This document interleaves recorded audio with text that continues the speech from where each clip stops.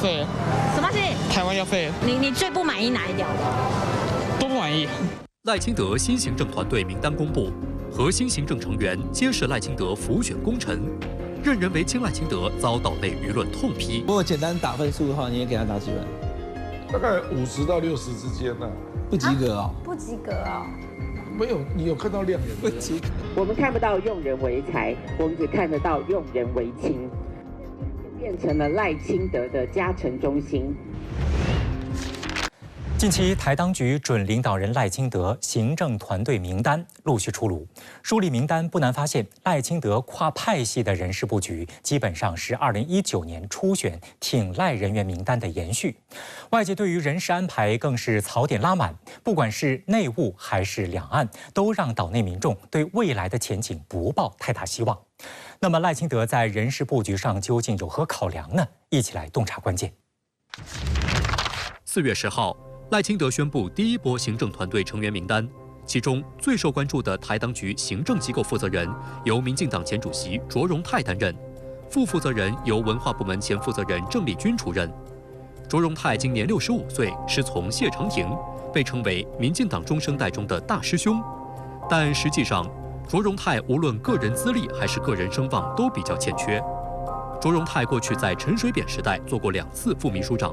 一共2年多的时间，被外界视为是个虚衔。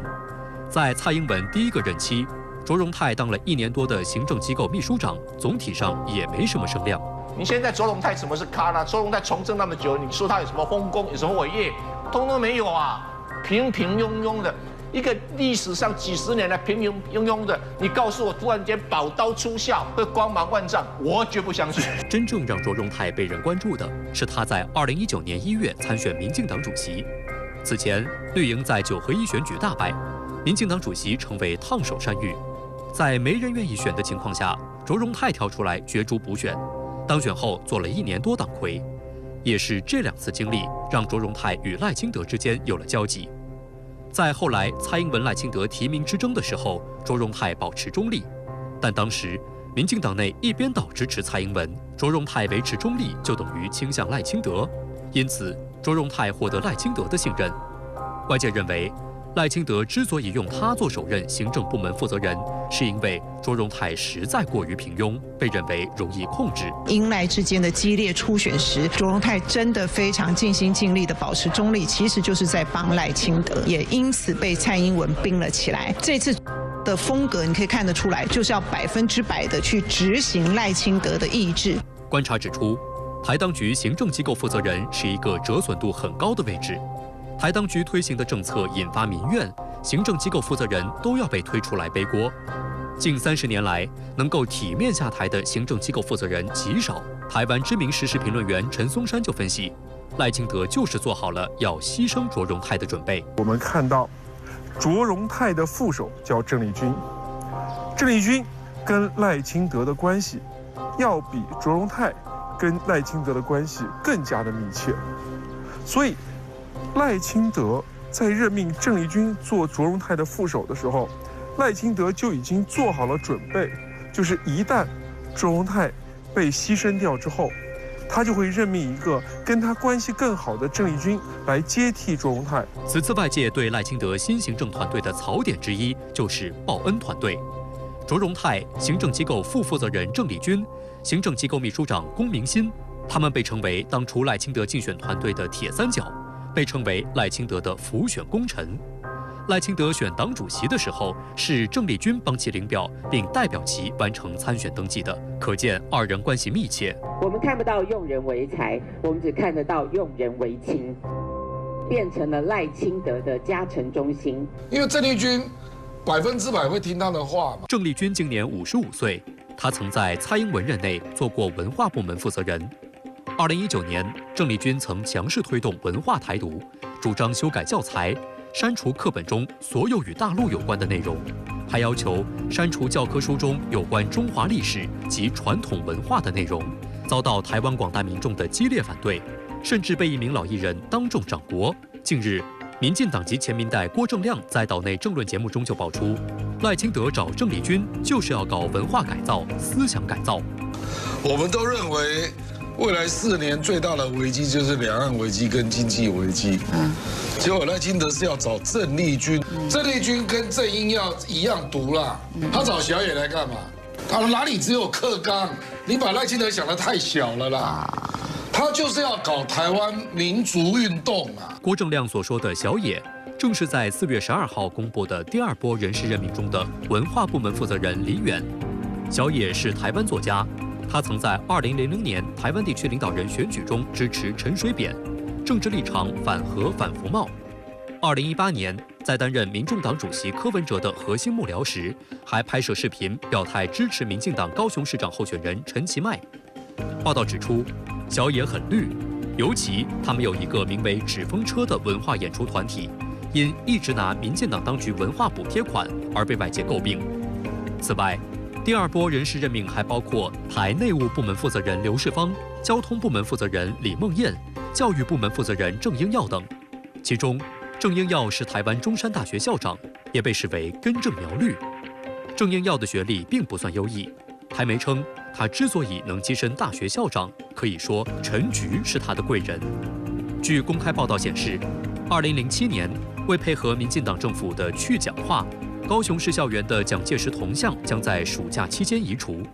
时任高雄市教育局长的郑英耀积极配合这项行动，并允诺经费由教育局负担，利用暑假8月1号以后的时间拆迁。对于赖清德行政团队一片绿油油，岛内民众感到很失望。因为民进党应该都是台独的啦，因为如果说没有主张台独，他不会去加入民进党啊。台湾废了。什么是？台湾要废了。你最不满意哪一条？都不满意。4月16号，赖清德第3波行政团队人事揭晓，公布了6名行政团队人选，如台经济部门负责人由崇越集团董事长郭志辉接任，台数位发展部门负责人为台湾资通讯领域专家黄燕南等。其中备受争议的是公共工程会负责人陈金德。陈金德2018年在高雄市环保局长、副市长任内经营宜兰农舍民宿文创公司，违反台湾地区公务员禁止经营商业的规定，遭台监察机构弹劾，移送公务员惩戒委员会审理后判申诫。国民党民意代表王宏威去年指，屏东最贵国际棒球场统包工程案达新台币25亿多，得标厂商为龙大营建，该公司独董即陈金德，至今仍是陈金德。民众党宜兰县党部主委陈婉慧批评，陈金德能获任用，不是因为专业，而是和赖清德的关系。赖清德日前陆续公布了3波新行政团队名单。那么根据2位的观察，赖清德他组建的这个新团队呈现一个什么样的特点？他想组建一个什么样的班子？是他集结了很多的台独人士，让很多的极独的人，参加了他的团队，这是一个很大的忧患。第2个，他是非常不专业，不是用人之才，而是用人之亲。第3个，他的政策走向是受到外部干涉的，他的行政团队是能做的事情也非常的少，就是他自己所讲的所谓的务实台独工作者。那么很显然，他的这样一个团队的目标是要去务实的去推动台独的进程，反映他的意志。实际上，赖清德是延续了此前蔡英文的一种用人风格，就是一种所谓的用 yes man， 就是只会说是长官的这样一种听话型的人格的一个官员。李老师，根据您在台湾的观察，岛内民众有什么样的观感？现在民进党有哪一个真正做事的？民进党还有人才吗？赖清德的个性啊，他不是那么会相信什么人的。他今年他只有40%的票，对，所以这个时候他更需要什么？忠于自己的人。所以他这个时候要培养2种型的观念，一个就是狗，要你咬谁就咬谁。你就跟着指哪儿打哪儿，要谁？那第2个，他也希望一个牛去经营耕田，但是呢，你把台湾主要的精力去搞军购，搞什么东西？你有多少精力去搞社会福利？去搞民生？真的发生困难，问题解决不了了，那么被关辖就周荣泰。结果周荣泰的话，他是圆滑跟狡猾，我的判断呢还是6分圆滑，4分狡猾。另外，台行政机构副手郑丽君、台教育主管部门负责人郑英耀、台文化主管部门负责人小野，就是李远等等这些名单，是否可以看出未来赖清德将在去中国化的道路上越走越远？民进党是一个没有放弃台独党纲台独目标的这样一个政党，这是他持续进行的推动的一个进程。包括郑丽君等等这样一些人物，他们在任的时候与赖清德有一种非常近似的一种政治特质，不讲自己在搞文化台独，不讲自己是去中国化。那么要用一些所谓的台湾文化，所谓的与国际文化的交流，把这些东西包装起来。比如我们看到，在蔡英文时期就已经大力推动的这个所谓的故宫的去中国化，防止台湾民众进到故宫去看完之后感受到，哦，我们中华民族的文化如此灿烂，我们的这样一个民族的传承。所以说我们看到它的这些触角其实触及的已经非常的深，而且是非常的广。不管是在岛内，还是说向外推到海外，不管是政治、社会、宗教、语言、文化这个国族认同，那么这些东西有可能会在赖清德上任以后，那么系统性的产生一个第3阶段的这样一种所谓的去中国化3.0版本的这样一个新的形式出来。永远不要低估了，因为台湾400年来一个认祖归宗，我认我祖先的，所以为什么马英九到大家不会怎么样？认祖归宗，这是台湾精神第一个。第二个是华夏文化，第3是汉唐血脉。所以这个，所以这就是他们是掌控了主流教育想弄，但是整个这个乡下这个家族那个还是不容易挡的。赖清德提出要组建行动创新的 AI 政府的口号，那这个 A 指的就是行动力 active，I 呢指的是能力 innovative， 但是呢却被岛内的舆论认为是没有实质内容。您怎么来看？今天台湾的问题主要是还是在于发展经济，并不是只搞对抗。但是赖清德的一个主导思想，他还是意识形态挂帅。执行力是有啊。执行力你是为台湾执行，还是为民进党执行，还是为你赖清德执行呢？对，你是不是能够均衡顾老啊？但是我想我们今天考虑到，你现在对台湾执行力最这个一点，台湾的电，你后面怎么弄？即使我们不谈两岸的危机赖清德公布的这份名单，未来所造成岛内社会的割裂，是否也会进一步的加剧呢？我们在心理学分析的话，就他是一个哲学性格很强的人，就会觉得自己的理念是一定要给他达成的，他会固执。另外，跟他们蛮孤傲的，但是他不到这个50%40%的支持率，他也很难发挥。对，所以他不像蔡英文那么样能够做。可是越这个他越不安，越不安越要守住自己。那守住自己呢，越是自己的人，那自己人越靠你，他真正对大众有福利的事情就不会做了。这个时候可能就会有一些。就会裂痕出来了。要注意到赖清德近期讲的一句非常危险的话，他上台以后要改造台湾社会，要洗涤人们的心灵。我想这个话在台湾民众听起来会觉得是非常的刺耳，非常的反感。他是这种所谓的，比如说像亲日派的一个代表，那么会不会引发整个台湾社会从这种官方的这种意识形态的角度向日本去急剧的靠拢？这势必也会引发长期以来岛内这种社会的这种。一日派和亲日派的巨大的一个对立和撕裂，所以说我们看到赖清德用的很多人，他会导致整个台湾社会从文化价值、从国族认同、从法律制度、从这个经济的一个分配的很多角度，都会持续的去造成加深台湾已经存在的包括蓝绿对抗、包括族群割裂、包括世代的割裂、包括阶层的对立等等这些矛盾，都会进一步的在赖清德任内激发。据台媒报道，今年赖清德520就职后的宴会不按惯例在台北举办，而是别出心裁的放到台南。台南是赖清德发迹之地，当然也是绿营的重要票仓，因此把宴会放到台南举办，外界分析主要是为了巩固其支持率。据台湾民意基金会3月份的调查显示，对赖清德未来执政有信心者下滑了3.2个百分点，其中年轻人的支持率持续走低。而近期赖清德公布的一波波人事任命，也暴露了民进党内部的脆弱与不和。那么，跛脚鸭赖清德未来执政还将面临哪些困境呢？一起来洞察关键。4月10号，台湾地区准领导人赖清德公布首波人事安排，就遭遇到了民进党内派系人士的炮轰。包先生，民进党内部的这些势力会给赖清德出难题吗？应该会我相信民进党内部是各个派系林立。赖清德和蔡英文之间的矛盾是由来已久。当初2016年，蔡英文竞选台湾地区领导人的时候，已经有人支持赖清德出山取代蔡英文，但蔡英文把他们的力量给压下去了。那么到了2023年，因为2022年的11月的9合1选举失败，蔡英文辞职，赖清德接任了民进党的主席。他做民进党主席的第一步，就是把蔡英文的在民进党部的所有的干部全部退掉，全部换上赖清德自己的干部。这是非常明显的，就是说我不喜欢你蔡系的人马。那这一次的选举也可以看得出，支持民进党的人并没有完全出来支持赖清德。在民进党的这个政治人物中林佳龙是出生那天开始，他的父亲就有很深的期待，因为他是龙年龙月正月初一生，所以他那个名字家跟那个龙这样。他现在下面有一些，他现在要整个在赖清德这个后面2年后的县市长选举，他要不要照顾自己的人？你这个外事部门你照顾谁啊？是我使不上劲，你没有利益嘛？对，你如果是行政首长，多少利益啊？多少资源可以弄啊？蔡英文8年，台湾丢了几个邦交国，所以他这不愿意接是对的。在这样的背景之下，有人说他会是最跛脚的台湾地区领导人，您怎么看？我们看到，特别是自韩国瑜接任立法机构龙头以来，在野党与现在可以说与民进党能够在立法机构打得有来有回，而不是像过去8年，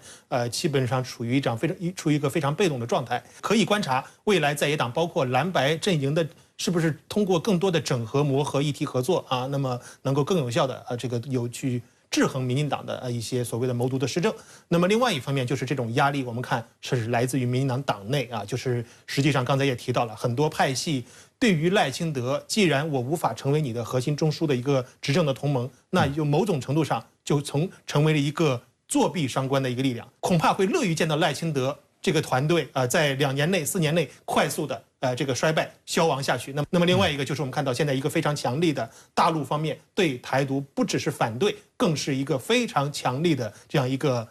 打击台独的这样一个我们看到这样的一个非常强力的一个政治的一个立场和一些具体的一个政策的作为。可以说在过去几年间，从佩洛西窜台，包括此前的金门撞船事件，可以讲台独每冒头一次，我们看到对其的打击和反制都是可以讲是更大的一个力度。那么再加上美方一个持续的不支持台独的对他的一个压力，所以说赖清德真的是我们讲是一个四面受敌的这样一个环境。我想他是一个多方面的跛脚一个鸭子。岛内不满，台湾社会不满，在野党和掌权政党之间的冲突，台湾岛内内部和外部社会的冲突，各种各样的矛盾，我想短时间都会在刚愎自用、自以为是的一个性格的使然的一个架构里边显现出来。我认为接下来并不一定是两岸冲突是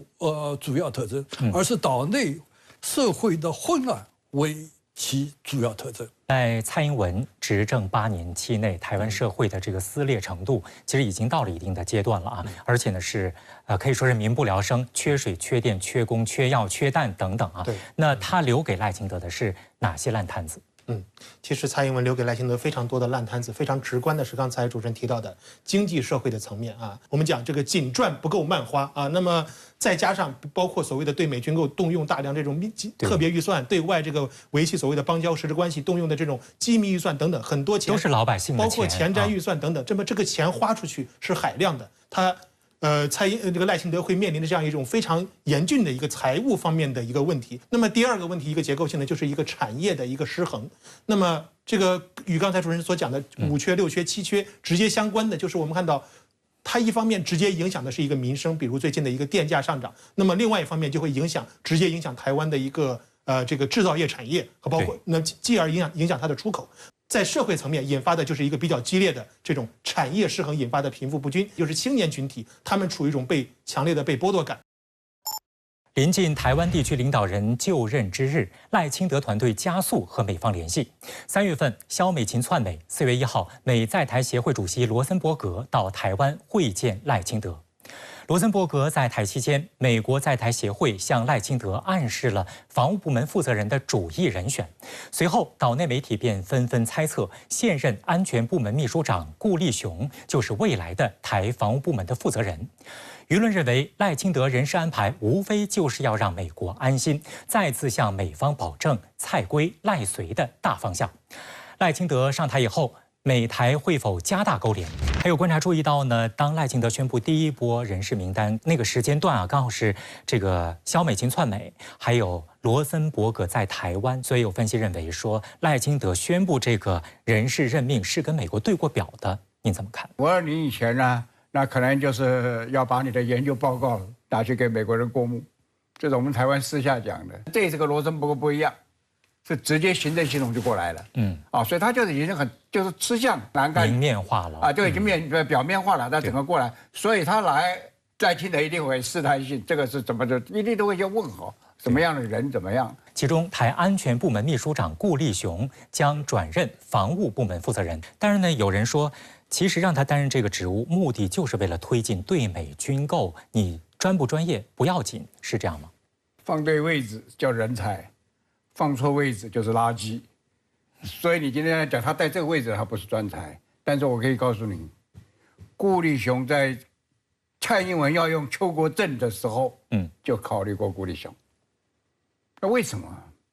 顾立雄的本事是什么？他是法务杀手。他很快就可以抓住你有哪些把柄是法律可以整理的。所以国民党的裁员被一个弄断了。所以他现在要再来就是考虑在法律上如何配合美国的这个案件授权法。这是他的一个功能。那另外呢，当初呢就是感觉到就是说，安全部门顾立雄跟这个防务部门军人不搭嘎。现在被他调整一下，他变成防务部门，然后前置部门换吴钊燮。他们可以搭嘎。那他们搭嘎不是事务上，大概就只一个唯美系统。美国的命令是怎么样？那当然又一个来讲，你给美国卖这些军火，这些军火的回扣，可能他读法律他会分配得很好。有台媒去为顾立雄做一些粉饰，讲他所谓在安全团队里边，此前包括处理一些对美的军事的谈判的问题，包括一些这个应急的安全事务的处理问题，已经与军方有颇为深度的一些沟通，但是他毕竟不是这个军队出身的人，那么所以这里存在一个问题，就是这个所谓的防务部门的负责人，他的主要的功能是什么？现在来看，一个非常重要的功能是对美的一个军购，包括整合自己军中各个派系的一个力量一个利益的分配。现任外事部门负责人吴钊燮将转任安全会议秘书长，而台当局驻美代表萧美琴已经当选了台湾地区的副领导人。内有分析认为，这些跟美国打过交道而且交情很深的这些人留任目的就是为了继续对美国交心。从萧美琴出现以后，民进党当局和美国的沟通管道有2条，一个是萧美琴，一个是吴钊燮。吴钊燮的话，更多的是民进党内部的和美国进行沟通的一个人物长期以来是这么样一个身份。那么他这次又回到赖清德班子里边的核心圈的一个角色，当然从某种程度上也看得出赖清德对萧美琴的不满，但是他又不敢说他用了吴钊燮。那我想今后美国的声音传递是萧美琴，而台湾的声音传递可能是吴钊燮。还有一个趋势非常的重要，就是台当局接下来会如何推动他非常关注的这个所谓的议会外事活动。那过去呢都是由台湾的立法机构推动的，现在民进党在台立法机构已经跛脚了，接下来萧美琴会不会扮演一个非常重要的角色，就是在推动所谓的议会外事活动上？他当然不希望由韩国瑜由在野党出来在这个方面去扮演更多的一个角色。另外一方面，他是希望能够去拓宽更多的这种所谓的多元的不同的这个对外拓展关系的一个渠道。在赖清德对外工作的这种经验欠缺的一个情况之下，那么萧美琴由于他对美比较娴熟的一个渠道以及他的一个个人的一个形象特质，那么有可能会在赖清德的未来的团队中扛起这样一个推动各方面所谓的实质的对外关系。特别是我们看到在520前，萧美琴特别的以非常所谓的秘密、所谓低调的方式，那么几乎是美方对他的行程包裹的非常严密的以所谓的私人访问的形式去美国、欧洲进行了一个大范围的一个串联。那么很显然，这并不可能只是一个所谓的私人行程，那么它其中一定是包含了未来一些在这个国际串联方面的一些谋划。所以说，这也可以折射出他后续在赖清德可能在对外关系上，他要扮演一个更为实质的这样一个突击者的这样一个角色。中国外交部日前宣布，对向台湾地区出售武器的美国通用原子航空系统公司、通用动力陆地系统公司采取反制措施。那这是不是反映出大陆反制美对台军售的工具越来越多？未来还有可能动用哪些工具项呢？工具是可以用很多了，到底是打几寸、打几分、打几层它会有不同。它工具箱有多的是工具，如果你过分的话，会拿出来手段，拿出来工具，绝对会让你后悔莫及。台湾中时新闻网4月15号的社论中指出，4月10号，习近平除了提到坚决反对台独分裂活动和外部势力干涉外，几乎没有任何强硬的字眼。这充分说明大陆是在向台湾岛内释放强烈的交流信号。赖清德应该把握住大陆传递的善意。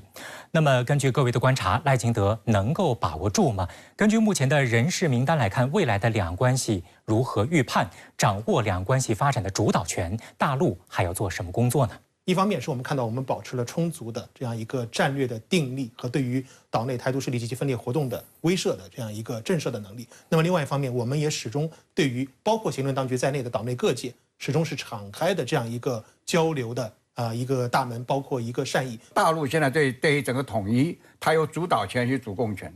那他是考虑说怎么样维持大家最大的感情，最好是没有伤害，有也降低到最低。大陆在做最大的努力，他必须清楚。另外，我们台湾一句话：人强不如命强，命强不如运强，运强不如形势强。你要看清楚这个形势，那你要顺势而为，而不要去逆势的操作。如果你逆势操作了，那可能毁掉的是你自己，毁掉的是台湾。如果他一意孤行要走台独路线的话，我想大陆不会听之任之。